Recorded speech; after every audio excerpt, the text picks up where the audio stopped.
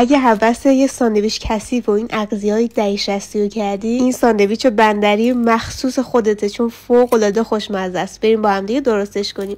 اول از همه سوسیسامون رو نواری برش میزنیم و توی تاب سرخشون میکنیم. بعد از روغن جداشون میکنیم و توی همون تاب پیازمون رو سرخ میکنیم. بهش زردچوبه و فلفل سیاه میزنیم. فلفل دلمه‌ای و یا قاشقرب گوجه فرنگی رو هم تفت میدیم و سوسیسایی که سرخ کردیم رو اضافه میکنیم و مخلوط که شدن موادمون آماده است.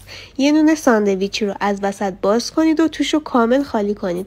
بعد سس دلخواهتون رو بزنید و پخش کنید. گوجه و خیارشور بذارید و موادی که درست کردید و کامل روی نونتون بریزید و پیاز و چیپس خلالی بزنید و در ساندویچتون رو ببندید و اینجوری لای فویل بپیچید و ساندویچ فوق‌العاده خوشمزه‌مون آماده است. حالا شما به من بگین این ساندویچ کثیف بود یا تمیز؟ این پست برای دوستاتم بفرست.